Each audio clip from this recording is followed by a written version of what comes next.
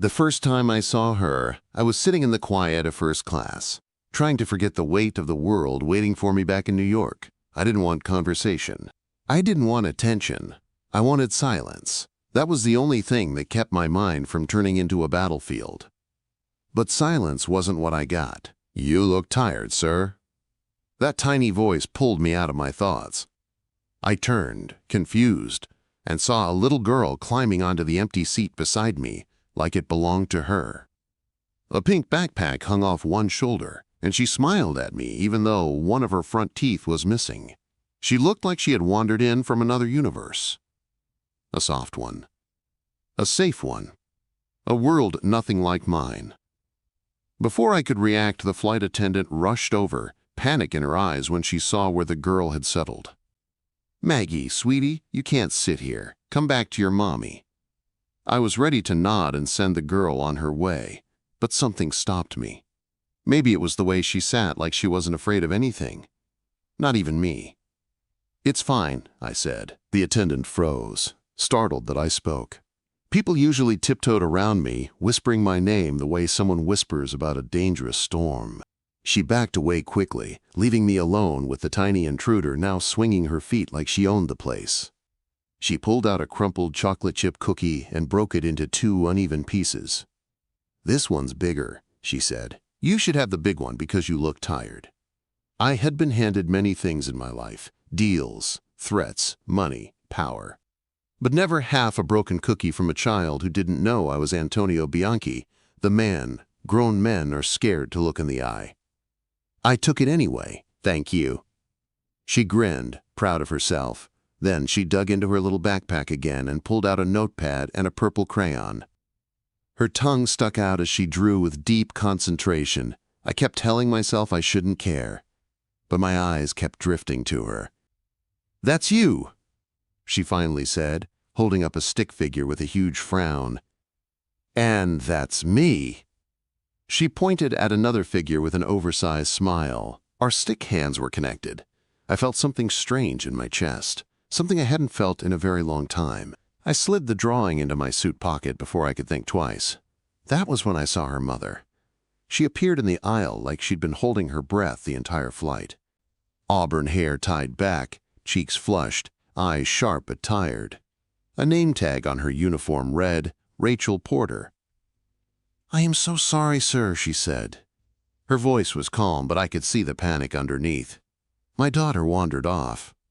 "Your cookie was good," I said to Maggie instead of her mother. I didn't know why. Rachel blinked, unsure how to respond, and gently took her daughter's hand. "Come on, Maggie, we need to get back to work." Maggie waved as they walked away. "He needs a nap, Mommy. His eyes look like yours after a double shift." People nearby tried not to laugh. I stared straight ahead, unsure if I should be insulted or something else. For the rest of the flight, I couldn't stop glancing toward the economy section. Rachel moved through the aisle with smooth confidence, balancing passengers' needs and her daughter's impatience with a quiet strength that stirred something in me. Something old. Something I thought I had buried years ago. When we landed, I rose first, as always. Bruno, my right-hand man, stepped close. "Sir, your car is ready." I nodded, but my eyes drifted past him. Through the crowd of tired travelers, Maggie waved at me like we were lifelong friends. Rachel stood behind her, one hand on her shoulder, giving me a polite nod. For the first time in years, someone's smile followed me long after I walked away. That night, sitting alone in my penthouse above Manhattan, I pulled out the purple drawing. A simple stick man with a frown and a tiny girl holding his hand. Something so small, yet it felt heavy in my palm. "He needs a nap, Mommy." Maybe she was right. I poured myself a drink, but the scotch suddenly tasted bitter. For years, I had lived in a world built on fear, power, and control. A world where innocence had no place. But this tiny girl didn't care who I was. And her mother. Her mother carried exhaustion and strength in equal measure, a mix I recognized too well. I folded the drawing again, slower this time, and placed it carefully inside my desk drawer next to a fading photo of my own mother. 2 pieces of innocence in a life made of shadows. And I didn't know why. But I already knew that this wasn't the last time Rachel Porter and her little girl would cross my path. I didn't expect to see them again. People like Rachel and Maggie passed through my world like sparks. Bright for a second, then gone forever. At least that's what I told myself. But weeks later, their faces still slipped into my mind, at the quietest moments. Maggie's missing tooth grin. Rachel's tired but steady eyes. And every time I reached into my desk for a pen, my fingers brushed the purple crayon drawing she made. A frowning man. A tiny girl with a giant smile. Hands touching like they belonged together. It bothered me more than any threat my rivals had made this year. Business went on as usual. Meetings, negotiations, security reviews. The Calibra family was pushing into my territory again, so tension in New York rose like heat on asphalt. Bruno kept giving me updates, waiting for the moment I would snap like I usually did. But instead of anger, my mind kept drifting back to the plane. One morning, when snow drifted over the city like powdered sugar, I took a rare walk in Central Park. No guards, no entourage, just quiet. I didn't expect anything except a moment to breathe. Then I heard a familiar squeal. "Cookie Man?" I turned sharply. There she was, running toward me with her pink coat half buttoned and her backpack bouncing behind her. Maggie threw herself at my legs before I could decide whether to smile or panic. Rachel hurried after her, breathless, cheeks flushed. When she saw me, she froze like she'd stepped into the wrong movie. "Mr. Bianke," she said, straightening and trying to pull Maggie back. "I'm so sorry. She didn't mean to bother you." "She's not bothering me." The words came out before I filtered them. Rachel blinked, caught off guard. Maggie tugged my hand with childish excitement. "Did you keep my picture?"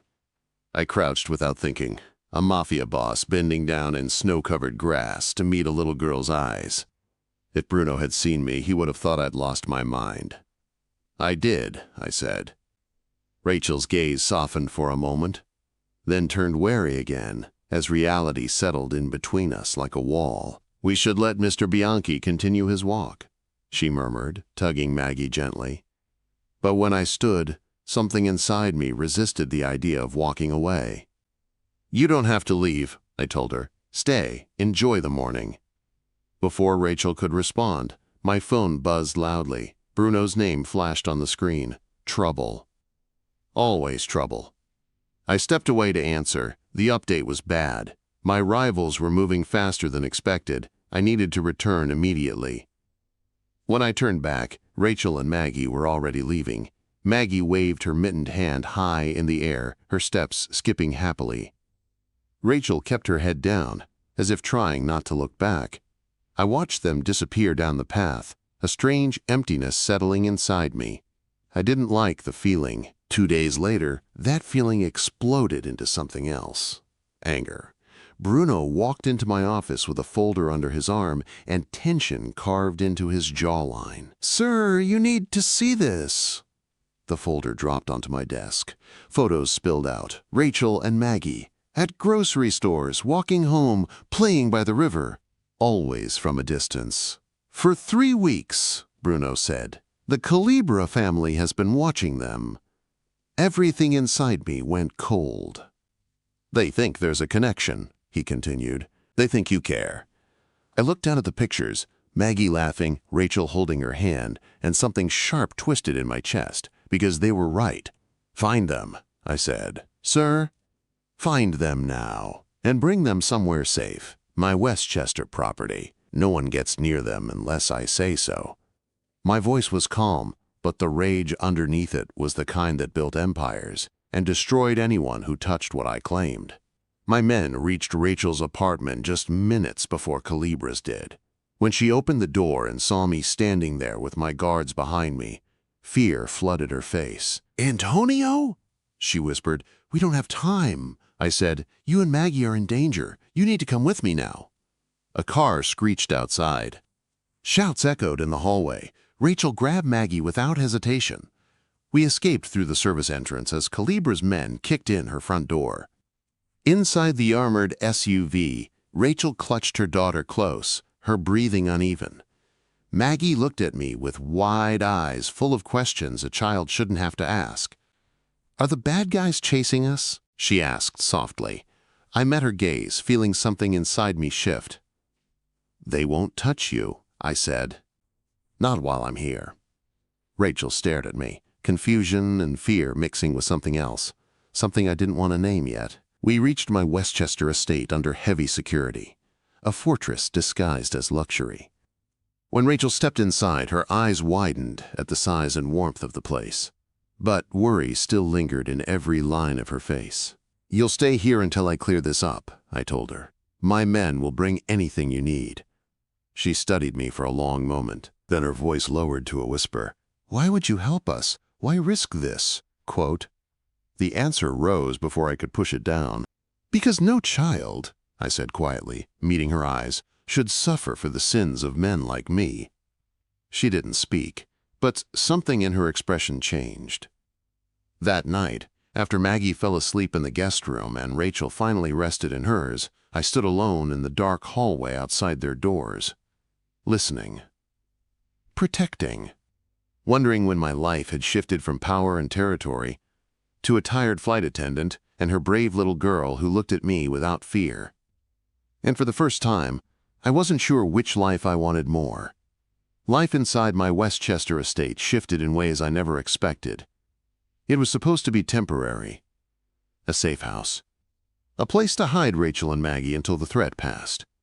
But after the first few days, the house no longer felt like a fortress. It felt like something I had never allowed myself to imagine, something that scared me more than any rival family ever could. It felt like a home. Every morning, Maggie woke up before anyone else and wandered through the halls in her tiny pajamas, searching for me like she owned the place. The first time she found my office, she marched right in and said, "You need pancakes." No one had ever spoken to me like that. Rachel cooked that morning. I didn't expect her to. She didn't have to. But she moved in the kitchen like she belonged there, her hair falling loose from the ponytail, her hands steady and graceful. The smell of pancakes filled the room, warm and sweet, and I felt something shift inside me again. "When did you learn to cook like this?" I asked. She shrugged, flipping a pancake with a small smile. "Culinary school. I left when I was pregnant with Maggie. Life took a different turn." Maggie, meanwhile, decorated my pancake with blueberries shaped like a smiley face. "You need happy food," she said. I should have laughed. I didn't know how to. Not anymore. But something inside me warmed when she looked at me like I wasn't a storm, just a man who needed breakfast. As the days passed, the rhythms of the house changed. My guards softened around Maggie, even Bruno, who once claimed he didn't like children at all. Rachel found the neglected garden behind the estate and brought it back to life day by day. I watched her from my office window, kneeling in the soil, teaching Maggie how to plant seeds.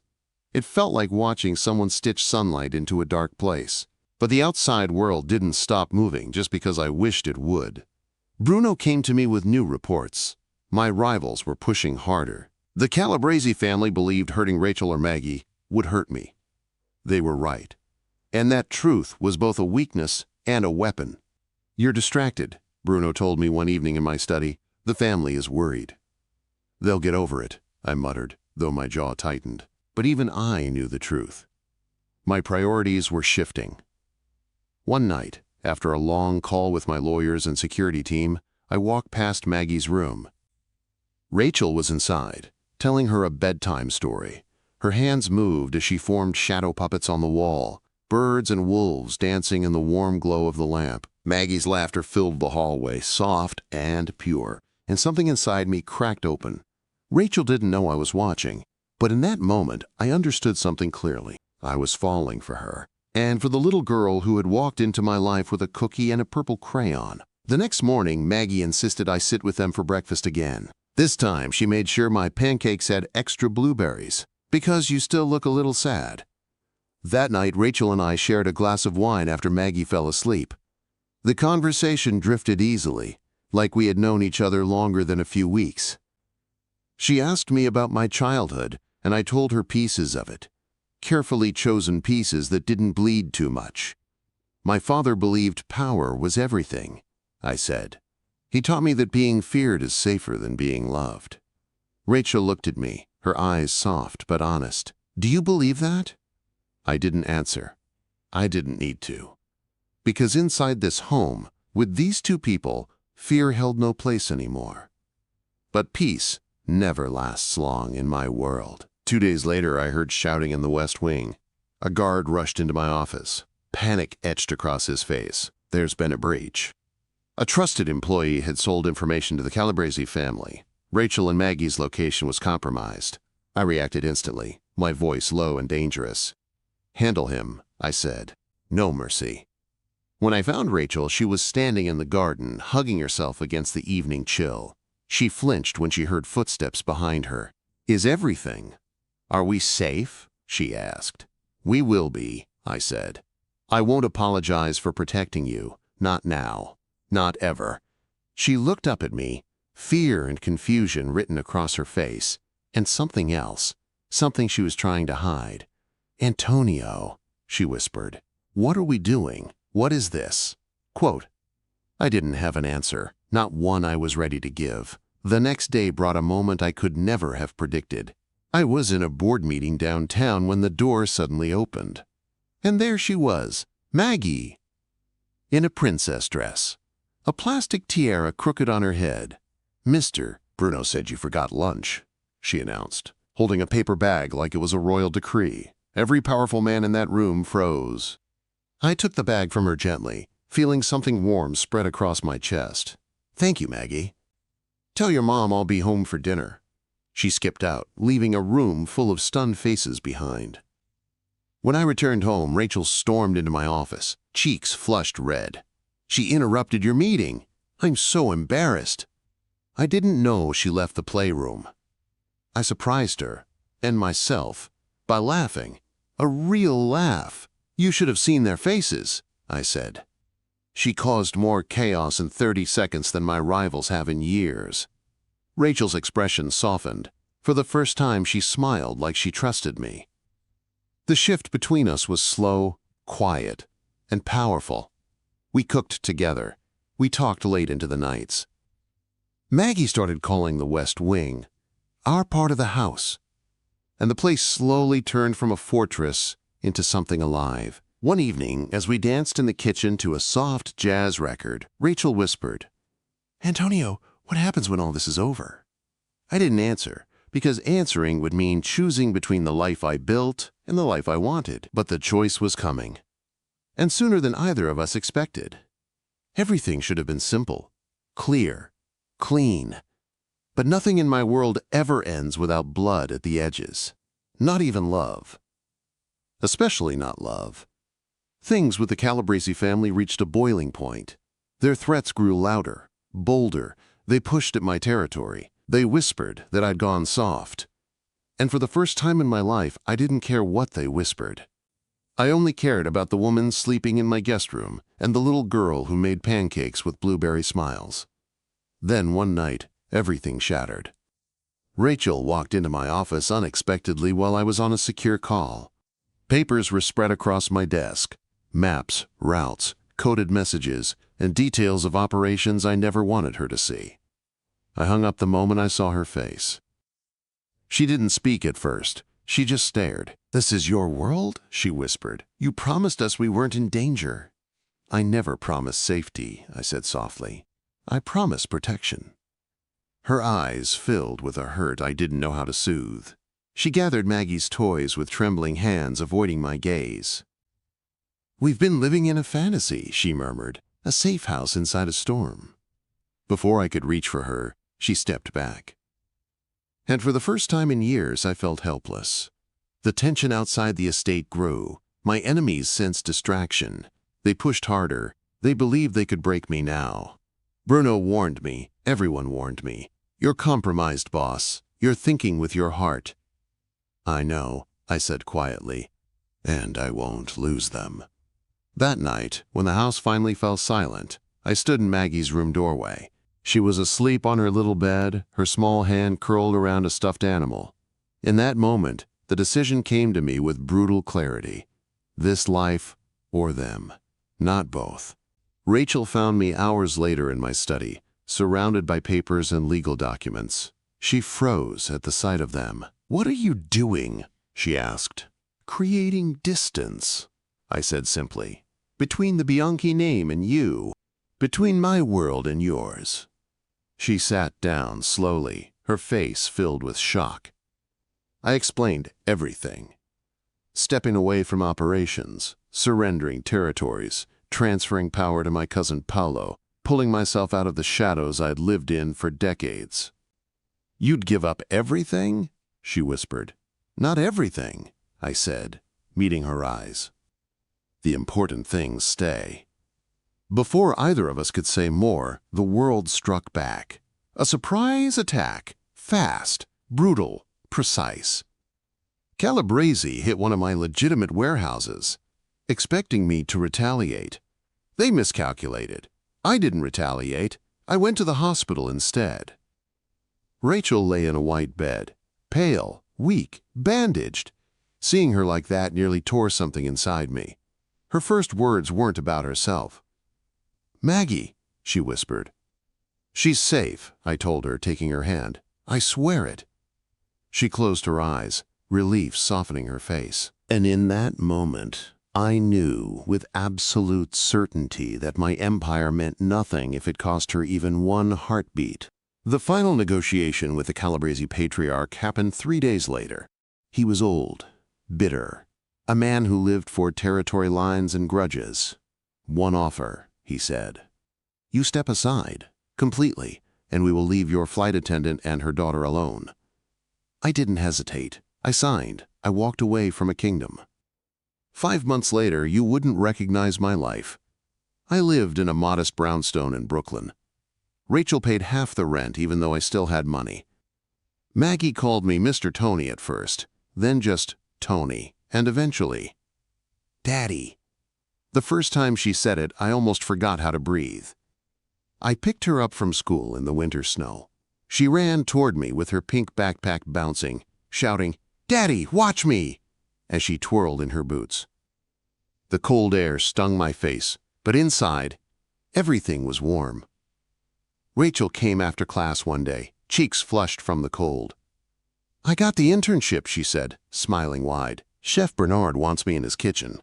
I felt something close to pride swell inside me, something I had never felt in my other life. We spent holidays together. We visited my mother. Rachel built her culinary career. I built legitimate businesses. Maggie grew bigger, braver, happier. One night, walking through Bryant Park's winter village, I stopped Rachel beneath the lights. My heart raced like I was the one in danger now. I took out a small velvet box. Her eyes widened. "Antonio." "I thought I was asking," I said nervously, "but if not, then just tell me what to say."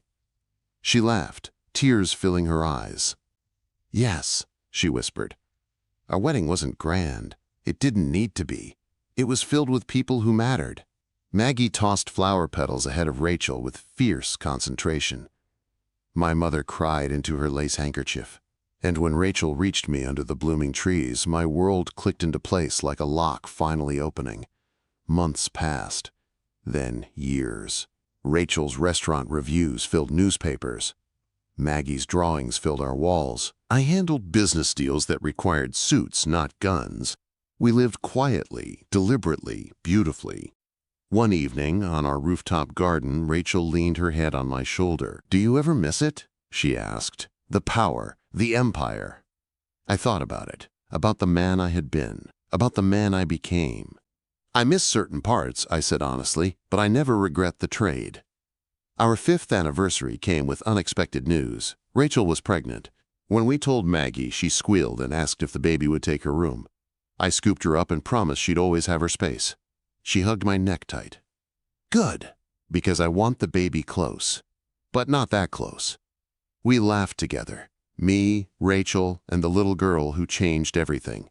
Later that night, as I stood in my office, I looked at the old purple crayon drawing hanging in its frame. A frowning man, a tiny girl with a huge smile, hands touching.